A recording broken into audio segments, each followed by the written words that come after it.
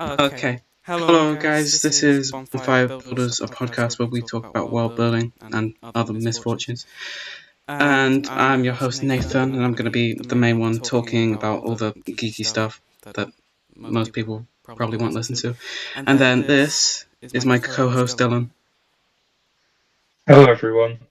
I'm Dylan, and I listen to geeky stuff and simplify it for you. Yeah, we're brothers. So, yeah. I am. I'm currently studying an A level in media studies, and I figured why not have some fun talking about world building. Yeah, we're both quite creative people. We both enjoy music.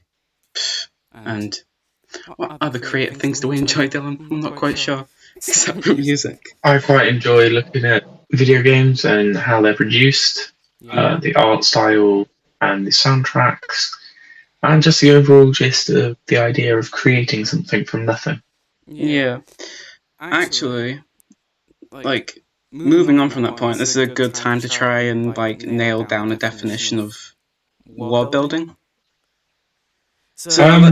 In the simplest terms I can put it, I see world building as the idea of creating this universe from scratch where you produce every single biodiverse group of organisms, every species, and making sure that you can control this universe in a way where it's either fiction or non-fiction, but it sticks to that ideology and doesn't vary. Yeah, I like your definition. I mean, simplest terms might have been a bit far, but That's a big word. well, I like to define world building as like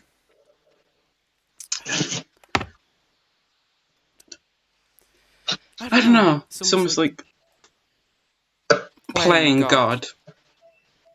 Like, you create the planets, the solar systems, each individual person if you really want that. You create the culture, the calendar, everything about that. It's just like Yeah. I think playing God is the best way to describe world building. Yeah. I think to look at world building, you really have to look at a piece of media that creates the most creative world possible in every sense, whether it be books, video games, or even movies, TV series. I can't think of a really good example that stretches across tons of media. I guess you could pick up Star Wars. Star Wars is an incredible example with its origins, obviously, from George Lucas with his first film, to then developing multiple spin off series from then. Video games, comics. To video game, to comic strips, and to even a made up holiday based on Star Wars. Yeah. Being May the 4th. And this isn't world building like he's built a single world, he's built an entire universe that has its own rules, people, races, characters. Another example of an entire universe built from scratch, or from the mind of one person, could be the two rivals of Marvel Comics and the DC Comics. Yeah, I do really like that example. Both stemming from 1 to 2 people writing some comics and then becoming what they are today. Yeah. But I feel like franchises like that, where they've world built in the beginning, they've kind of fallen from grace because they've become mainstream media, where they're taken over by big companies and groups of people instead of just individual people crafting worlds meticulously. Yeah, I think the original source of worlds is the best place to go, whereas now with DC Comics and Marvel Comics being most well known for their films and their comics, people tend to forget that originally these characters weren't what they are. They were basic, normal humans, and then they became this massive universe of superheroes. Yeah, I guess that's why people like to see old characters that not many people know about brought back. Yeah, obscure characters, for example, in the Marvel series, or the Marvel series of films, which is incredibly long. We have the X-Men films, which introduce lots of the very obscure characters, Gambit and Juggernaut being two of the most well-known but also obscure characters they bring up. I think a really good example for Marvel is Shang-Chi, because not many people know about that, the Ten Rings, because that is like really obscure. Shang-Chi obviously being a character from, well, Chinese fiction in his fictitious background, a character from Chinese fiction who possesses the ability to control these 10 rings and fight crime with it. Yeah. And then to look at the obscurities in the DC universe, you're looking at people like Darkseid and is it Titan? These out of world creatures that can destroy universes with a single, well, to quote Thanos, snap.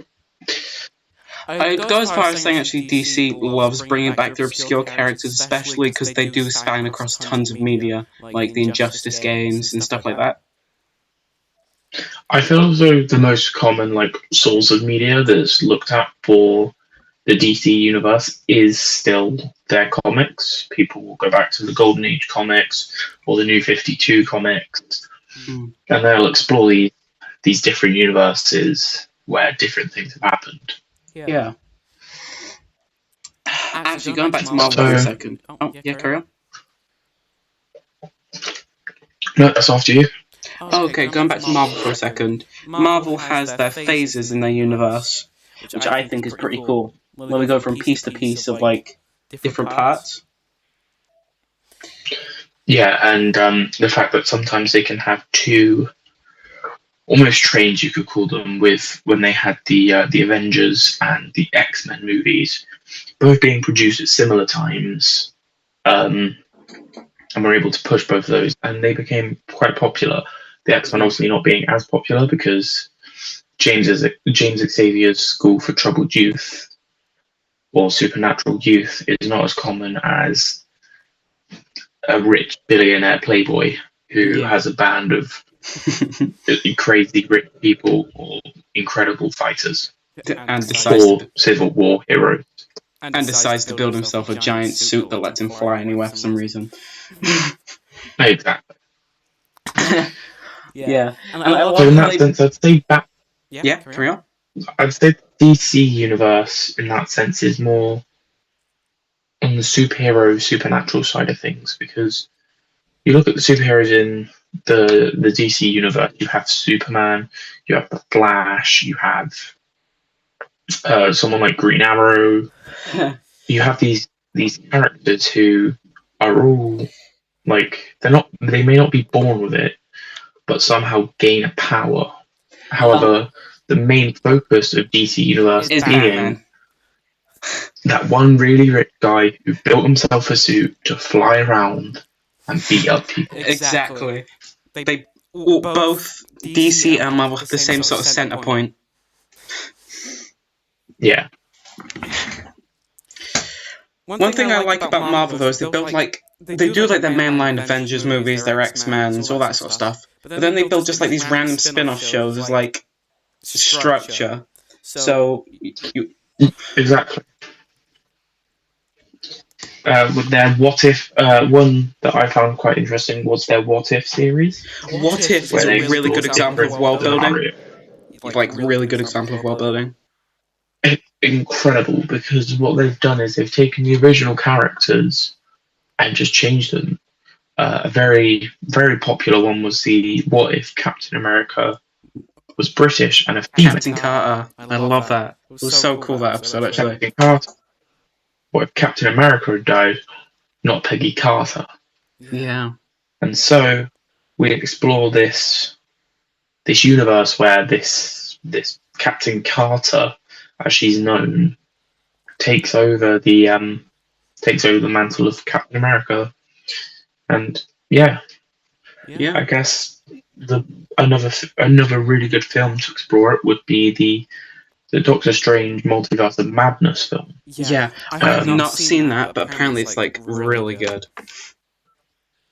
It explores, well, two different storylines. You have the main storyline outside of this universe, where you have the main storyline, which is Doctor Strange in the real world, or in our Earth. And then you have the flip side of that. You have the one where Captain Carter is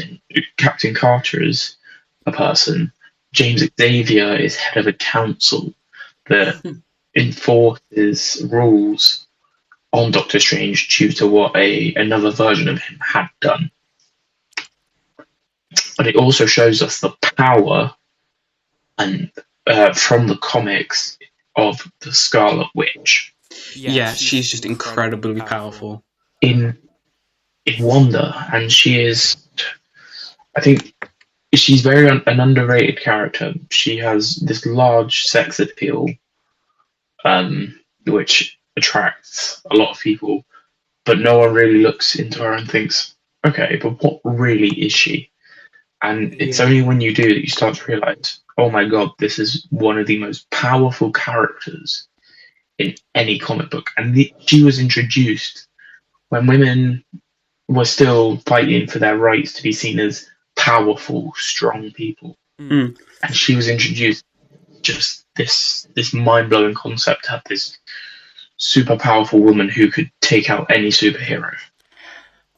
On the absolute flip side of that, there was Spider-Man, who was made by Stan Lee to be the normal kid who couldn't get any girls or anything, and somehow got his powers. And he wasn't very powerful, but he eventually learned to control them.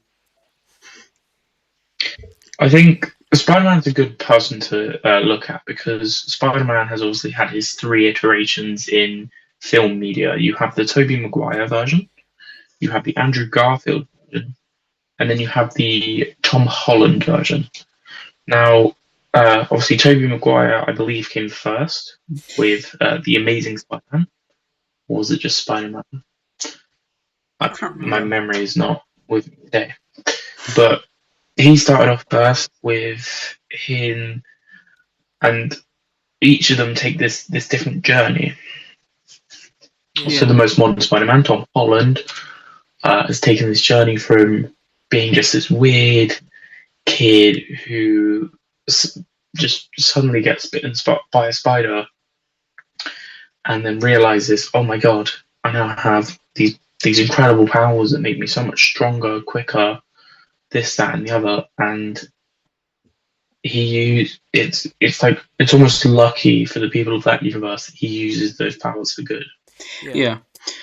Just roping this back to world building real quick, you'd soon come to realize that Andrew Garfield, Tobey Maguire, and Tom Holland Spider-Mans are 3 different people. They're not the same person. They're like parallel universes.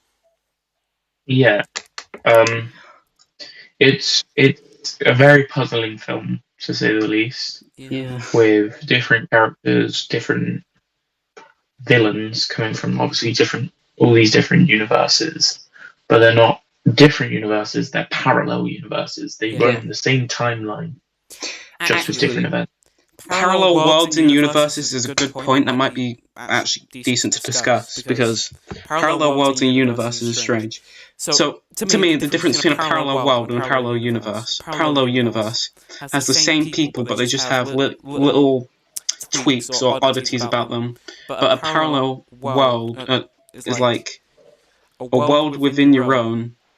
I guess this could be called a meta world as well, like a world within your own that is kind of hidden away from society. So you got things like, I don't know, half bad or Harry Potter, stuff like that. Yeah, no, definitely. So, I guess a parallel universe and a parallel world obviously are very, very similar.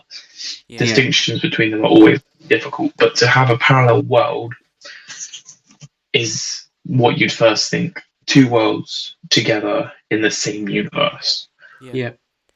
Whereas a parallel universe is two separate universes on a similar timeline, but with, as you said, different varieties here and there.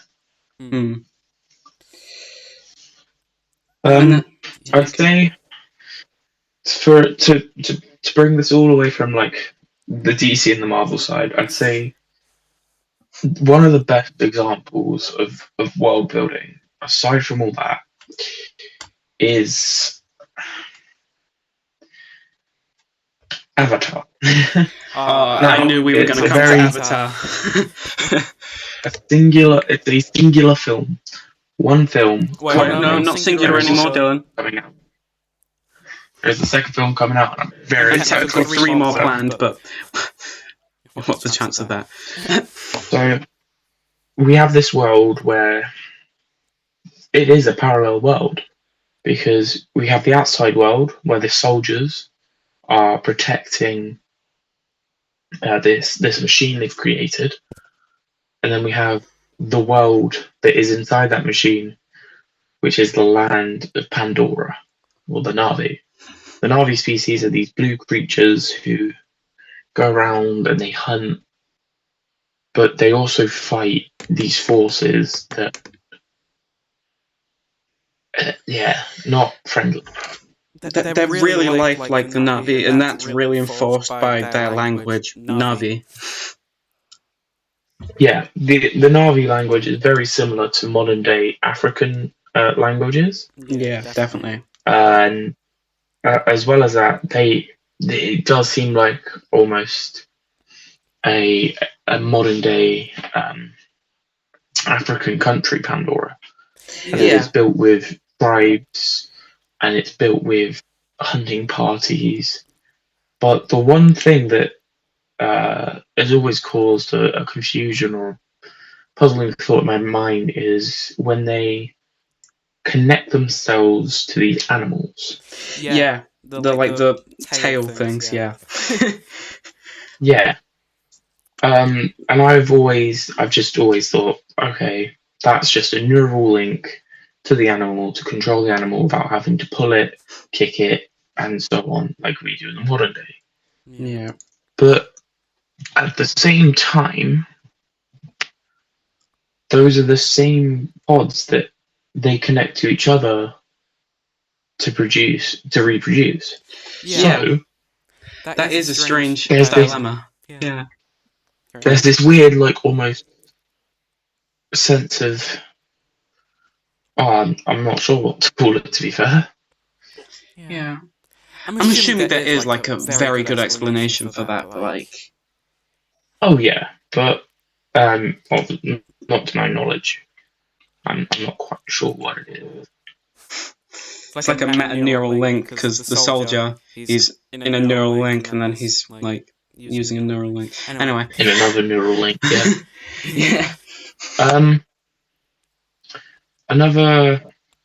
I guess this will just be an episode of examples. Another example of a very, very widespread universe, or multi-universe, I don't know, I'm not sure, is a personal favourite of mine. I really like the series from AMC, and I also love the games that have been produced by The Walking Dead. By everyone's favourite disbanded company, Telltale. It's The Walking Dead.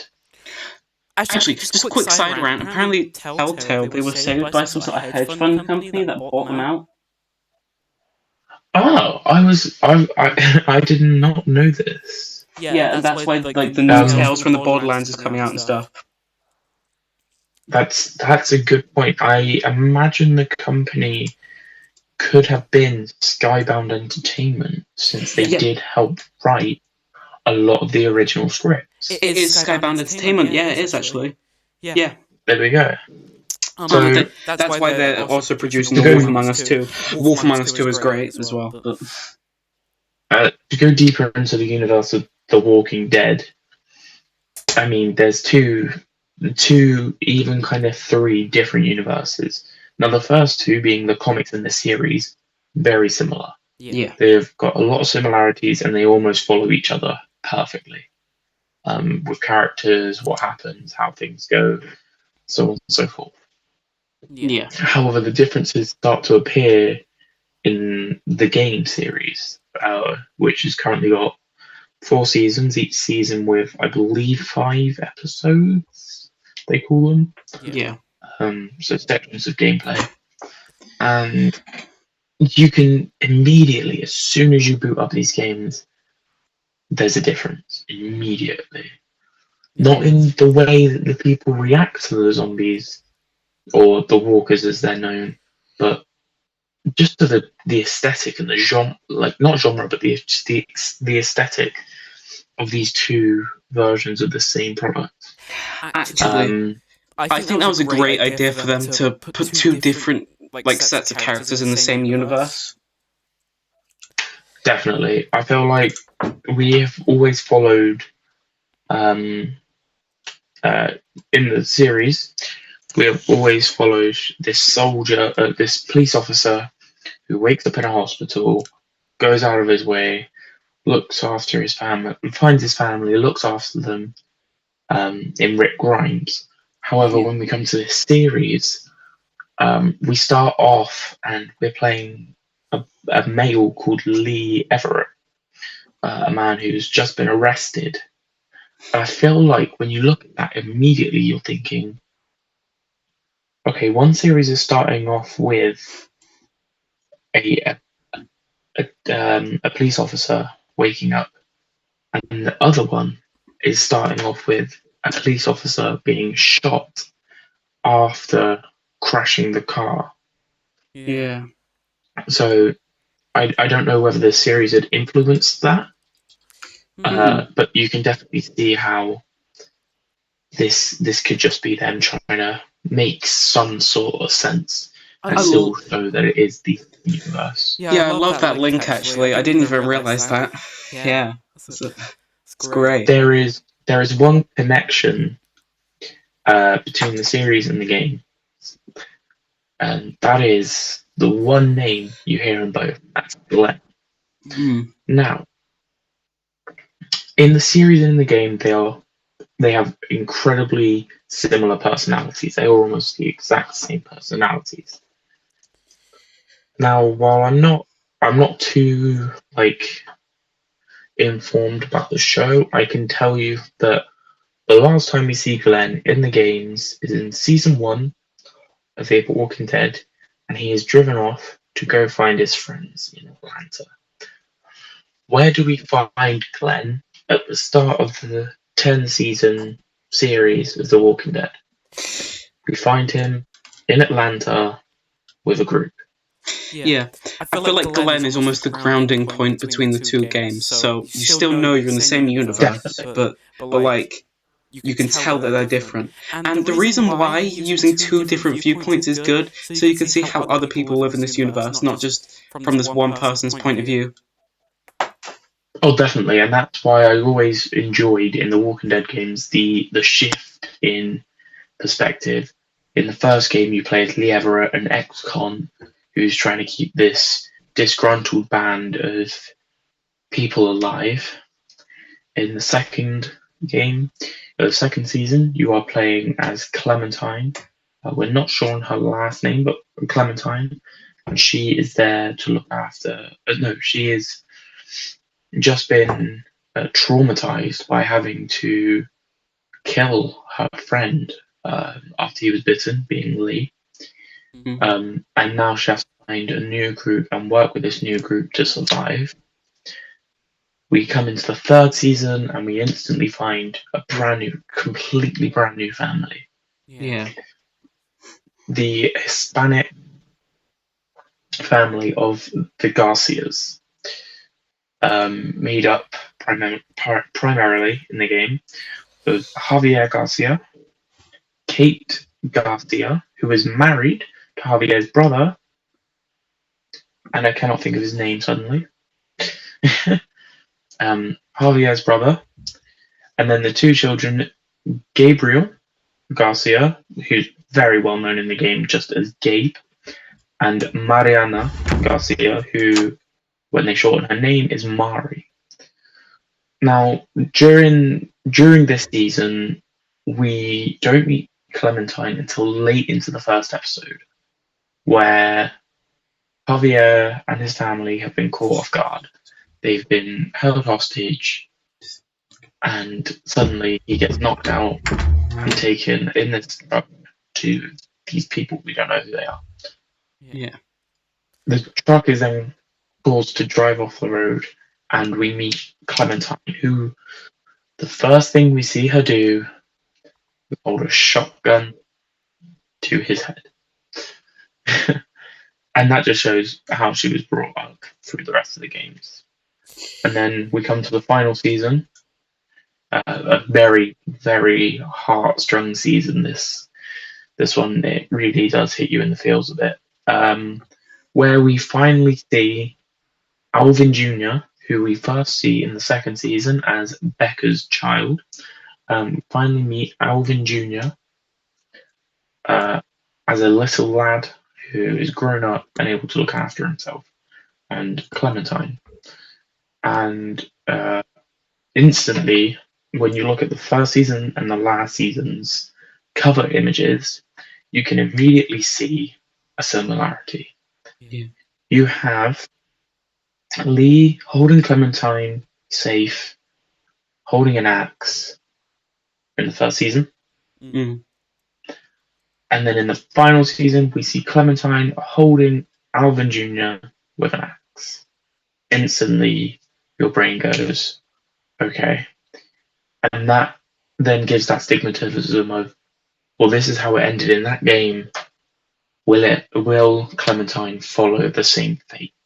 Yeah. Now, this is going to be spoiler alert to anyone who has not finished these games. Probably should have said that at the start. But, let me tell you the entire story and then just make sure I don't spoil the end bit for you. In the last season, in the last episode of the last season, Clementine and Alvin Jr. are running from this boat. They're running back to this school for safety, to go back to their friends and be safe. But they've made it across a bridge. They're crawling through a tunnel. Suddenly, something bad happens. Clementine gets bitten. And instantly, the first thing you see is her face drop. Because she knows. She knows exactly what's coming. And they make it back to this barn. And the game allows you to control Alvin Jr., which in the final episode of the first season is the exact same, because they allowed you to control Clementine for the first time. So this is where you finally start to control these characters. And he's protecting her. And the last thing we hear before the final scene of the entire series of games is Alvin Jr. raising an axe while his adopted mother is slumped against hay bales, a bite in her leg, and she tells him to cut it off or to kill him. Her choice is yours. Go for the throat, Alvin. A lovely rant about The Walking Dead. Yeah, that universe is so intertwined.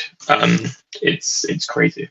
Yeah, I do like the dynamic though, where you've gone and just explained the world so people actually understand what we're talking about.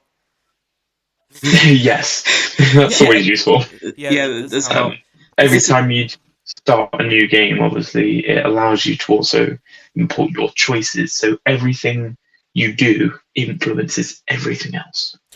Yeah. I wanted to say how that is such a good example of alternate history. Like, it's still set on Earth. It's not set anywhere else. It's alternate history. It's definitely. And the zombie fiction is like zombies and stuff like that is probably the biggest thing of alternate universe history fiction. But then there's always that stigmatism of, could it really happen? And to get into a little bit of sciencey talk here, this has also been explained by multiple famous YouTubers and scientists.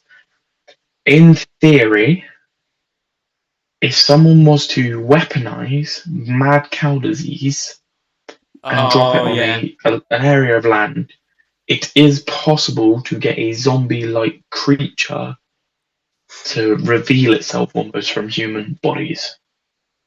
But I'm praying that we do not ever have someone crazy enough in this world to weaponize mad cow disease and do that. Yeah. Because that would quite simply call for the end of the world. Yeah. Or the end of a nation. How do we end a nation in this world? Well, here in England, we have our big old friend, the Trident. For anyone who's not English native, that is our weaponized nuclear weapon. He is dangerous and scary.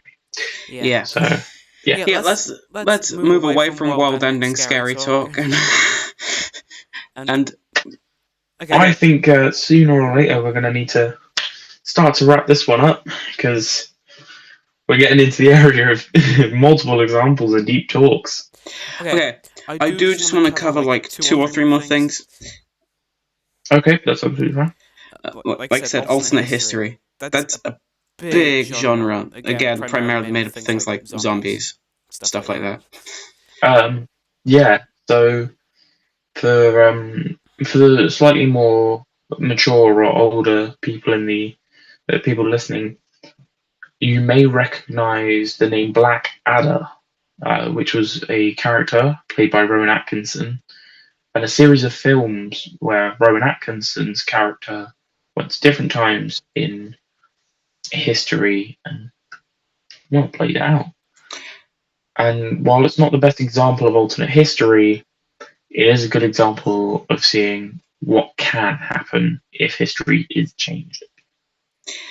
Okay, I'm going to do one example of fiction for alternate history, which is called The Years of Rice and Salt. And it's basically, the main premise of it is, what if instead of killing 1/3 of Europe's population, the Black Death that is, what if they killed 99% of the population of Europe instead? Wow, that is a very... you know what? You've spiked my memory here. A very, very good example for everyone that enjoys the World War II talking about this Man in the High Castle. You're going to talk about Man in the High Castle. And then, exactly, the Man in the High Castle. What if? And it always come back to that question. What if Hitler and Nazi Germany had won? Don't always come back to the question, what if Hitler and Nazi Germany had won? Not always in your mind, for sure. No. But quite a common thought is, when you're talking about World War II, what if they had won? What would have happened? So that's always a really fun premise to explore when it comes to genres. Alternate history is always good fun. Actually, Hitler had a plan for if he won the war. He had like this full document. I didn't know that. There's a video on it on the infographic show on YouTube. Okay. Plug in our friends over at the infographic show for alternate history. Yeah, they're great at alternate history. Any other topics you'd like to bring up? Okay, there was something else about alternate history. Yes. Okay. I wanted to talk about, if we re-rolled or had another chance at Earth, so many things could have changed. One main example I want to bring up is the colour of plants, and maybe not the sky, but mainly just plants on our Earth. Okay. So, by luck, green won out. That's why primarily everything on our planet is green. Is it luck or is it the chemical chlorophyll? You say that. You see. Okay. So the sun. The main reason why green is most likely to win out is because the sun outputs most of its light energy in green waveforms. So you get like, like the light spectrum. It outputs mostly green light. Yeah. That's why green is most likely to win out. But also, some other colors such as purple, blue, and yellow have a really good chance of winning out as well. So if we re-rolled the Earth, we could have like blue trees and grass. We could have a Photoshop mistake, a Photoshop attempt gone bad. Or gone trippy if you want it. Yeah. But if we had just slightly more gravity, we could be shorter, or we could have thicker legs. If we had slightly less gravity, we're losing you, mate. You've gone a bit quiet there. Wait, give me a second. If we had a tiny bit more gravity, we would obviously be shorter and have thicker legs. That's very true. If we had slightly less gravity, we'd be taller and have thinner legs. And we'd bounce. And we'd actually have more legs. Michael Jordan's dunks would not look as impressive. There you go. 18-legged Michael Jordan. That would be something. Wouldn't it? Just imagine just scuttling across the court and he's just like, oh, Jordan. Little spider. Well, I think that brings us to the end of this episode. Yeah. This was just basically an introduction to the idea of world building, and I'll let Nathan finish this episode off with you. But thank you guys for listening. Yeah. With me, and so thanks Nathan for having me, mate. Yeah. Thank you for listening. I'll let Nathan end it off for you. Okay. So you can obviously tell the dynamic is that Dylan explains the worlds and explains good bits about them. Sometimes has some random scientific knowledge out of like nowhere. And then I kind of explain like pieces of world building that you might actually see on like world building YouTube and stuff like that. And give like examples of what types of worlds they are and stuff. And this introductory episode, it was literally just to show you the dynamic and how this will probably go most times. Sometimes we'll have more specific topics, sometimes we'll talk about my worlds, which will be a thing coming up in a future episode for sure. And yeah, stuff like that. We'll talk about like heated topics in world building, maybe. Yeah, that's pretty much it. So if you enjoyed, I guess just follow us on Spotify or give us a like on YouTube, maybe leave a comment. And I guess we'll see you in the next episode, because that's about it.